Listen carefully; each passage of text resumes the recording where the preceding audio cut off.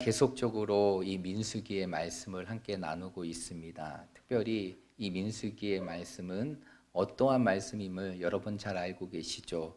이제 이스라엘 백성들이 하나님 앞에 불순종함을 통하여서 하나님의 말씀을 불신함을 통해서 이제 40년 동안의 광야의 방황의 시간들을 보내는 내용을 기록한 것이 바로 민수기의 말씀입니다. 그런 가운데에서 우리가 계속적으로 13장부터 그리고 14장에 이르기까지 한 바로 이스라엘 백성들의 불순종의 대표적인 사건인 이 가데스 바네아의 사건의 말씀들을 우리가 함께 살펴보고 있습니다. 결국 이 가데스 바네아의 사건들이 이스라엘 백성들로 하여금 몇 년 동안의 광야의 생활을 하게 한 것입니까? 40년 동안의 광야의 생활을 하게 된 것이 결국 하나님의 말씀의 불신과 불순종이 이스라엘 백성들로 하여금 하나님의 약속하신 땅을 누리지 못하고 광야에서 죽게 되는 삶의 결과로 이루어지게 되었다는 것입니다. 그래서 이 민수기에 여러 가지 사건이 있지만 이 민수기의 가장 핵심이고 중심이 되는 사건, 그리고 민수기 전체를 아우를 수 있는 하나의 사건이 바로 무엇이냐? 13장과 14장에 나와 있는 가데스 바네아의 불순종의 사건입니다. 우리는 지금 그 사건의 부분들을 함께 나누고 있는 것입니다. 그래서 이 민수기는 크게 세 개의 부분으로 나눠지게 돼요. 여러분 기억하십니까? 제가 민수기 말씀 시작할 때 참 여러분들에게 많이 반복적으로 말씀드린 건데 1장부터 12장까지는 이제 이스라엘 백성들이 시내산을 출발하는 준비의 과정과 출발함부터 해가지고 가데스까지의 도착의 과정을 기록한 것이 1장부터 12장입니다. 그리고 이제 13장부터 25장까지가 이스라엘 백성들이 가데스 바네아의 사건을 통해 불순종을 행하고 그것으로 인하여 40년의 광야의 시간들을 보내는 내용이 13장부터 25장까지의 말씀이에요. 그리고 마지막 26장부터 35장까지의 말씀은 이제 그 광야의 40년의 시간을 통해서 오늘도 우리가 살펴보겠지만 결국 출애굽 1세대는 다 어디에서 죽게 됩니까? 광야에서 죽게 되죠. 그리고 하나님께서는 이제 오늘 말씀에도 나타나고 있지만 하나님께서는 그 출애굽 1세대가 누리지 못했던 그 축복을 그의 후손들인 출애굽 2세대를 통하여 누리게 하시는데 그러면서 40년 동안에 모든 1세대가 죽고 그의 자손들인 2세대가 세워지면서 그 2세대들이 다시 1세대들이 불순종했던 가데스 바네아에 도착해서 이제 가나안 땅의 입성을 준비하는 내용이 마지막 26장부터 35장까지의 말씀에 있게 됩니다. 그래서 우리는 민수기 전반적인 세 개의 단락들 중에 이제 가운데 해당되는 두 번째 단락의 말씀을 우리가 함께 나누면서 이 불순종과 불신의 결과의 모습이 어떠한 것인지를 함께 나누도록 할 텐데요. 지난 시간의 말씀들은 제가 굳이 말씀드리지 않아도 여러분 잘 아실 것입니다. 결국 이스라엘 백성들이 하나님의 약속을 믿지 못하고 하나님의 말씀에 불순종해서 결국에는 하나님께서 진노하게 되시자 결국 이러한 현실 속에서 다 진멸될 수밖에 없는 이스라엘의 현실 속에서 누가 하나님께 이스라엘을 위하여 기도하게 됩니까? 모세가 기도하게 되죠. 그래서 지난주에는 그 이스라엘 백성들을 향한 모세의 중보의 기도에 대한 내용들을 우리가 함께 살펴보게 되었습니다. 그리고 오늘 본문의 말씀은 이제 모세의 중보 기도 이후에 하나님께서 이스라엘 백성들을 향해 어떻게 하실 것인지 그리고 그 불신과 불순종의 결과가 어떠한 결과로 나타나게 될지를 소개하고 보여주고 있는 말씀이 오늘 본문의 말씀이에요. 그래서 오늘 20절의 말씀을 우리가 읽었지만 하나님께서는 그 모세의 중보기도를 들려주시고 이스라엘 백성들을 향한 그 진멸의 심판을 거두십니다. 그리고 어떻게 합니까? 그들을 살려주겠다라고 얘기하시죠. 그러면서 26절부터 38절까지의 말씀을 보면 하나님께서는 그들을 향한 진노의 심판은 거두시지만 결국 그들의 불신과 불순종이 얼마나 큰지를 깨닫게 하기 위하여 그 세 가지의 결과를 그들에게 허락하십니다. 여러분, 그 세 가지의 결과가 무엇인지 아십니까? 이제 우리가 하나하나 살펴보게 할 텐데, 첫 번째로는 결국 이스라엘 백성들이 하나님의 말씀을 믿지 못하고 하나님의 말씀에 불순종함을 통하여서 이제 어디의 땅에 들어가지 못하게 됩니까?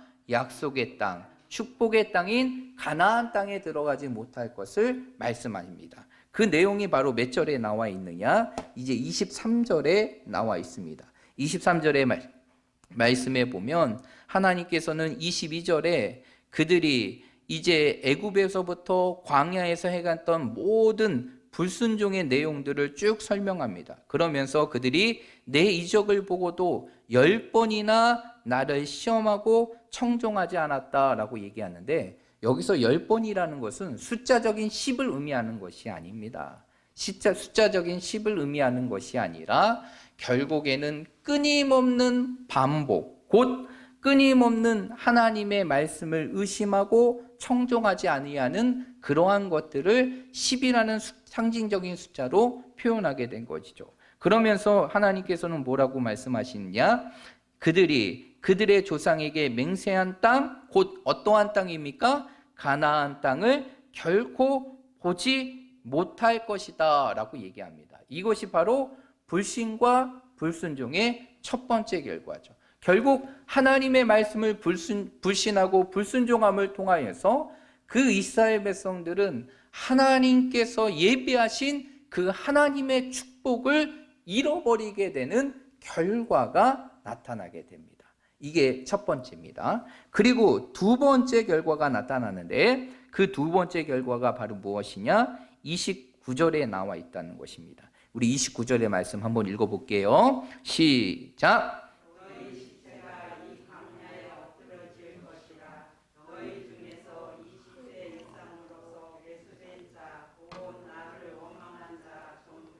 네, 29절의 말씀에 보니까 하나님을 원망한 자, 곧 불신하고 불순종하는 모든 자들이 어디에 엎드러질 것이다? 광야에 엎드러질 것이다. 이 이야기는 결국 무엇입니까? 40년 동안의 광야의 시간을 통하여서 그 모든 불순종의 자들이 다 어디에 이를 것을? 죽음에 이를 것을 설명해 주는 것이죠. 이게 바로 불신과 불순종의 두 번째 결과입니다. 그리고 마지막 세 번째 결과가 있게 되는데, 그 세 번째 결과가 몇 절에 나와 있게 되느냐? 오늘 우리가 읽었던 34절에 나오게 됩니다. 결국 이스라엘 백성들은 불순종과 불신을 통해서 하나님 앞에 어떠한 결과를 맞이하게 되느냐? 그들이 가나안 땅을 정탐한 며칠? 40일을 기준으로 하루를 1년으로 여기서 곧 몇 년의 방황의 시간들을 보내게 됩니까? 40년 동안의 광야의 방황의 시간들을 보내게 될 것을 설명해 주고 있는 것이죠. 그러나 하나님은 그 가운데에서도 믿음으로 고백하고 하나님의 약속을 믿고 하나님의 말씀을 믿었던 여호수아와 갈렙을 향해서는 그들이 어떻게 할 것을 설명하고 있습니까? 마지막 3절의 말씀에 보니까 그들은 뭐하리라? 생존하리라. 이 이야기는 결국 무엇입니까? 하나님이 약속하신 그 축복의 땅을 누리게 될 것이고, 모든 백성들이 죽음에 이르게 되는 광야에서 생존을 하게 될 것이고, 하나님이 약속하신 그 영광을 누리게 될 것을 설명하는 말씀이 오늘 우리가 읽었던 이 본문의 말씀이에요. 그러면 오늘 이 본문의 말씀, 이 불신과 불순종에 대한 모습을 소개하고 있는 오늘 이 말씀을 통해서 오늘 이 시대를 살아가는 우리들이 우리의 삶 속에 기억해야 될 중요한 메시지가 있는데, 그것은 바로 무엇이냐? 하나님을 향한 불순종은 반드시 그 대가를 지불하게 될 것을 우리에게 경고하고 있다는 것이에요.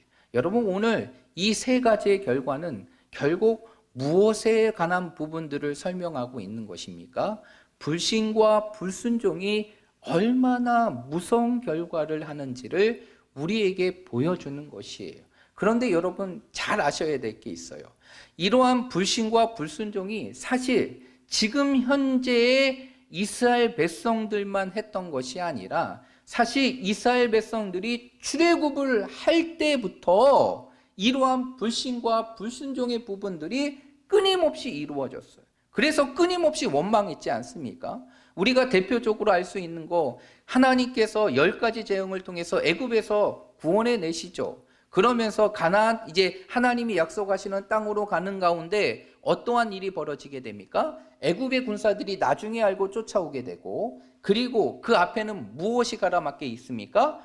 홍해가 바로 막게 되는 상황이 되게 되죠. 이때부터 불신과 불신과 불순종이 시작하게 돼요. 그러면서 그때부터 이스라엘 백성들은 자신의 지도자인 모세를 원망하고 하나님을 원망하게 돼요. 그러면서 내가 여기까지 우리를 인도해 내서 결국 이곳에서 다 죽게 하는구나 라고 하면서 끊임없이 하나님의 말씀을 믿지 못하고 그 불순종의 죄를 짓게 됩니다. 그런데 여러분, 출애굽기에서는 하나님께서 이스라엘 백성들이 그렇게 하나님의 말씀을 믿지 못하고 불순종하더라도 용서하셨어요.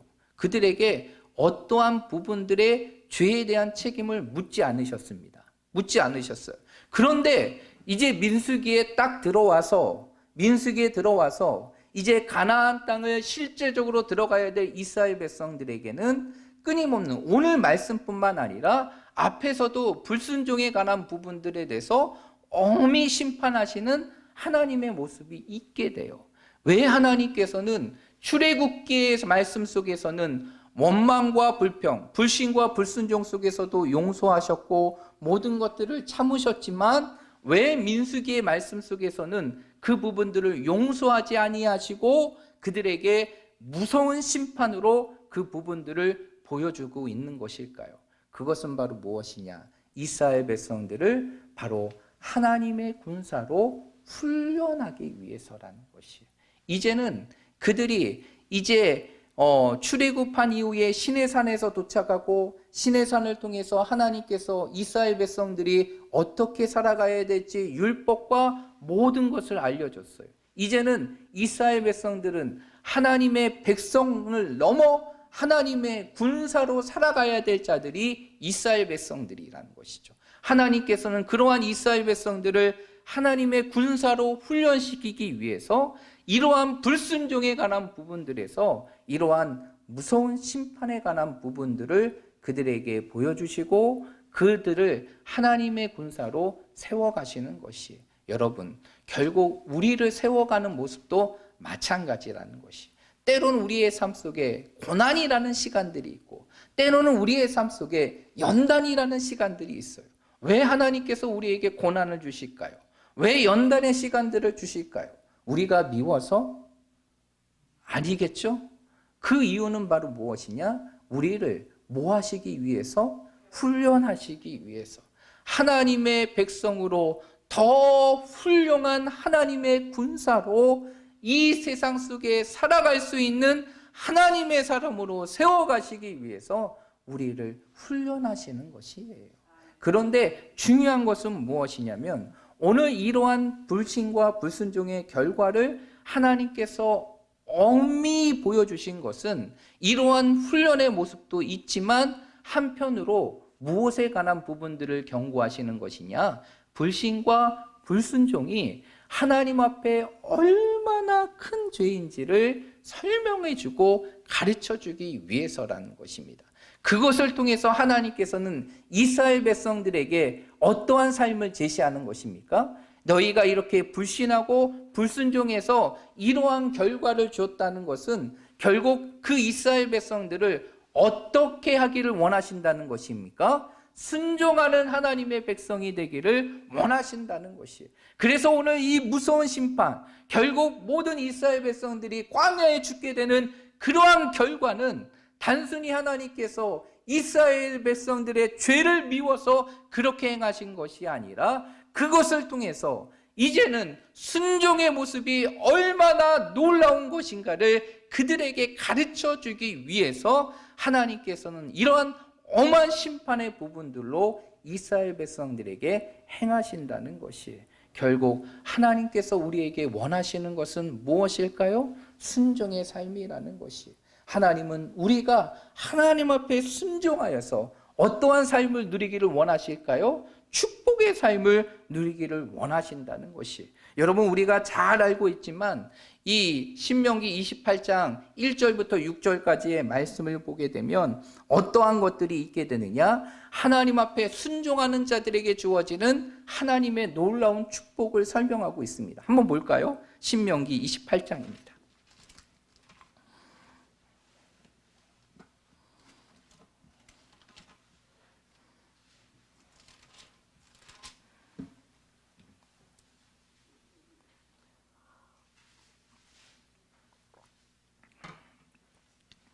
신명기 28장 1절부터 6절입니다. 우리 다 함께 읽겠습니다. 1절부터 6절까지의 말씀 다 함께 한 목소리로 읽습니다. 시작.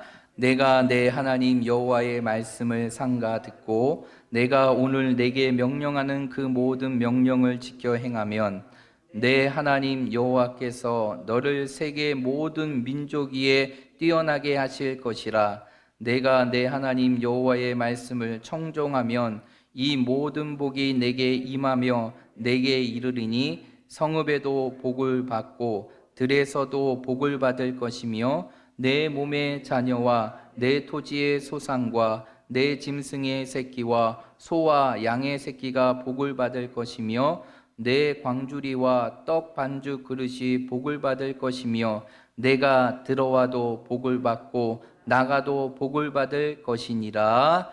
아멘. 신명기 28장의 말씀을 보면 두 가지를 설명합니다. 첫 번째가 순종을 통해서 주어지는 복, 그리고 20절부터는 불순종으로부터 이루어지는 하나님의 심판과 저주를 설명하는 것이에요. 그러면 하나님께서 이 두 가지를 이제 가나안 땅에 들어가는 이스라엘 백성들에게 제시하신 것은 그들에게 불순종의 무서움을 알릴 뿐만 아니라 그 불순종이 아닌 순종의 삶이 얼마나 놀라운 축복임을 그들에게 알게 하기 위해서 이러한 말씀을 주신 것이에요. 여러분, 하나님께서 때로는 우리의 삶을 책찍지 하시고 때로는 우리의 잘못에 관한 부분들을 엄히 꾸짖으시고 때로는 하나님의 진노의 모습으로 우리의 잘못들을 심판하실 때가 있어요. 그러나 우리가 기억해야 될 것이 있어요. 하나님이 이 모든 것을 행하신 이유는 우리가 미워서가 아니라 그 시간들을 통해서 우리의 삶이 어떠한 삶이 되기를 원하시는 것입니까? 순종의 삶이 되기를 원하는 거예요. 그 순종의 삶을 통해서 어떠한 삶이 되기를 원하시는 것입니까? 축복의 삶이 되기를 원하시는 것이에요. 오늘 이러한 불순종의 무서운 심판의 부분들은 단순히 불순종의 무서운 대가만 제시해 주는 것이 아니라 이것을 통해서 하나님께서는 이스라엘 백성들이 어떠한 삶을 살기를 원하십니까? 순종의 삶을 살기를 원하시는 것이에요. 그래서 이스라엘 백성들이 그 하나님의 축복의 삶을 누리기를 원하시기에 하나님께서는 이러한 불신과 불순종의 부분들을 험하게 심판하시는 것입니다.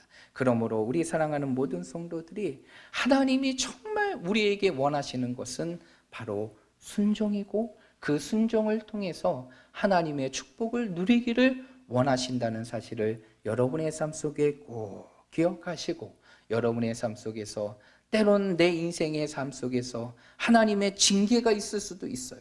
또 하나님의 심판의 책찍이 우리에게 주어질 수도 있어요.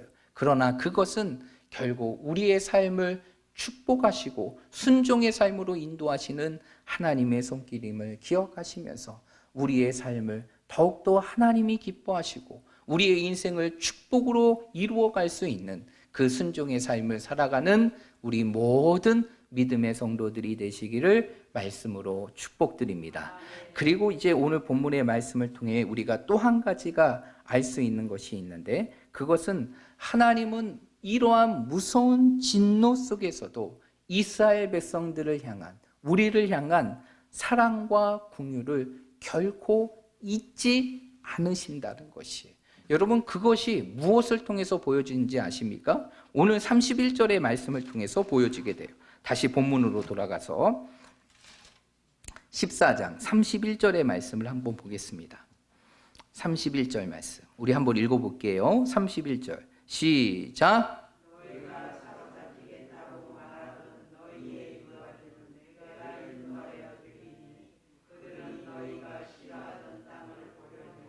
네, 30절의 말씀에 보면 하나님께서는 여분네 아들 갈렙과 눈의 아들 여호수아 외에 내가 맹세하여 너희에게 살게 한 땅에 결탄코 뭐하지 못하리라? 들어가지 못하리라.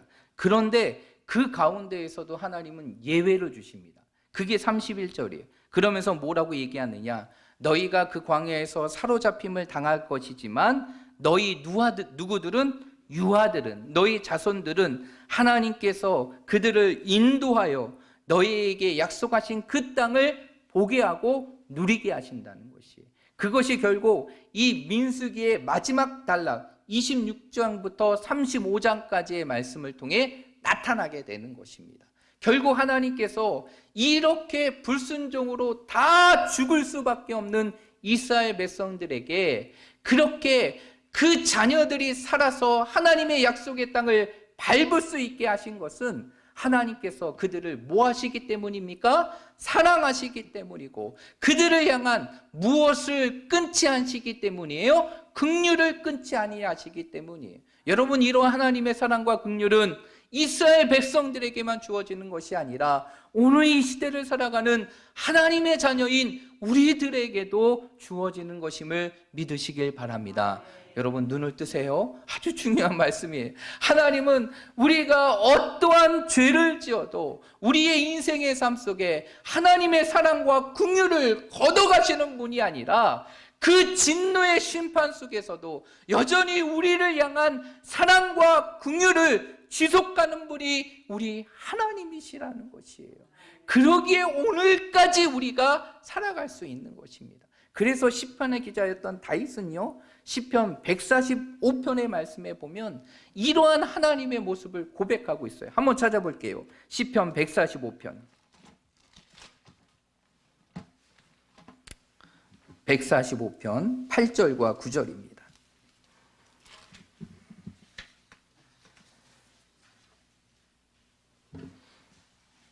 8절과 9절입니다.